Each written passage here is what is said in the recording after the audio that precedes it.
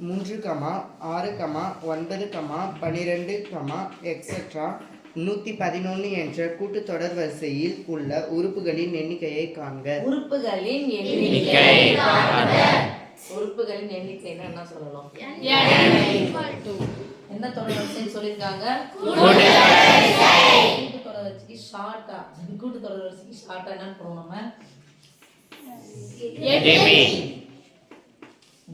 ஓகேவா? உறுப்புகளின் எண்ணிக்கை n = இது அப்படியே பார்க்குறோம். ப்ளஸ் தான் ஒன்றும் கிடையாது. இங்க கமா போட்டுட்டே இருக்காங்களா? இது என்ன உறுப்பா இருக்கும்? அப்போ கடைசி உறுப்பு சொல்லுங்க. n = கடைசி உறுப்புல இருந்து முதல்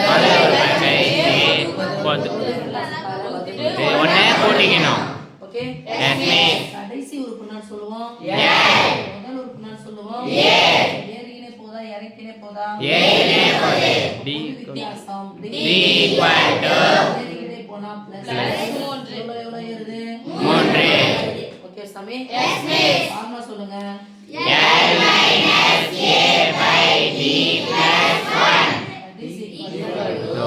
L 111 இருந்து 3 ரூபாய் போனா 100 ரூபாய் அப்படியே வச்சுக்கோங்க.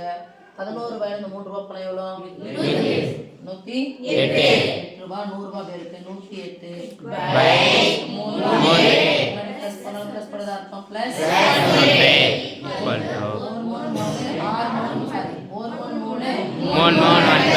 மீதி 1 6 18 கண்டிப்பா ஒன்று கூட்டிங்க 36 கூட 1 சேர்த்தா 37. சாமி உறுப்புகளின் எண்ணிக்கைன்னு எழுதணும். உறுப்புகளின் எண்ணிக்கை ஃபார்முலா எழுதிட்டீங்கன்னா 1 மார்க். ஃபார்முலாவே எழுதலனாலும் அப்ளை பண்ணிட்டீங்கன்னா 1 மார்க். ஆன்சர் எழுதினா 1 மார்க். ஓகே, அடுத்து எழுதுங்க. 1/4 1/4 கமா -1/2 -1/2 கமா 1 -2 என்ற பெருக்கு தொடர் வரிசையின் 10வது உறுப்பை காண்க. 10வது உறுப்பு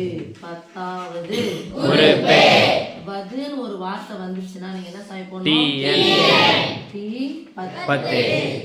என்ன தொடர் வரிசைன்னு கொடுத்துட்டாங்க? பெருக்கு தொடர் வரிசை. பெருக்கு தொடர் வரிசை ஷார்ட்டா என்ன சொல்லுவாங்க? GP. அப்ப பெருக்கு தொடர் வரிசைனா வதுன்னு ஒரு வார்த்தை வந்தனா TN எத்தனாவது? 10வது. ஃபார்முலா சொல்லுங்க. TN = கூட்டு தொடர் வரிசைனா A + பெருக்கு தொடர் வரிசைனா A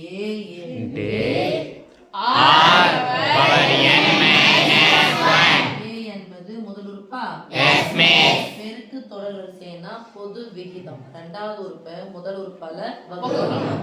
அப்போ D = இதால வகுக்கிறது பதிலா ஈஸியா பாருங்க. இதால வகுக்கலாமா?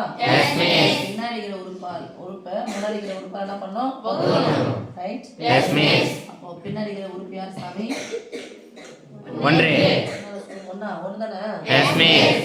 இதால வகுக்கிறதுக்கு பதிலா இதால வகுக்கணும். மேல எடுத்து பிரிக்கணுமா? எந்த ஒரு எண்ணையும் 1ஆல வகுத்தா பிளஸ் பகுதியில இருந்தாலும் சாரி மைனஸ் பகுதியில இருந்தாலும் தொகுதியில இருந்தாலும் எங்க போடணும்? நடுவுல. அப்படின்னா ஒரு -2 போட்டோம். தப்பு. பொது விகிதம்னா சொல்லுவோம் R.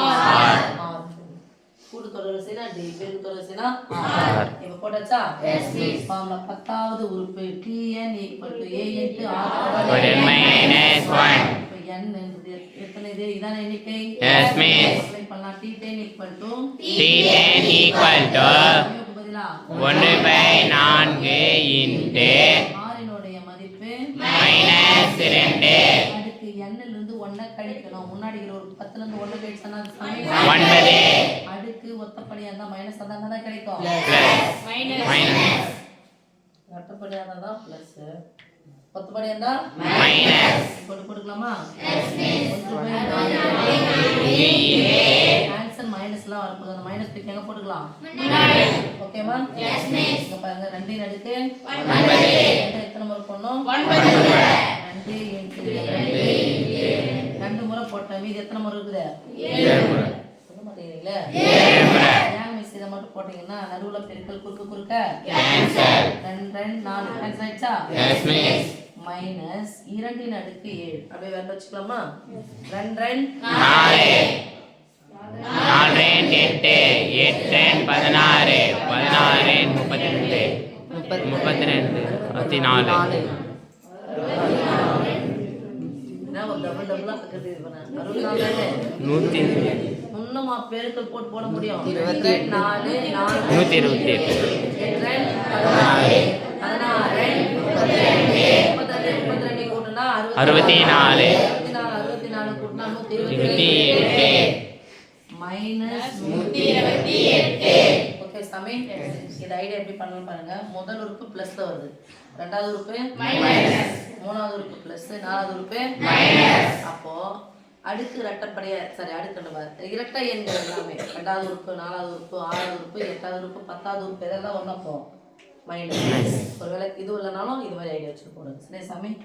அப்ப T10 = 128. என்ன 128? -128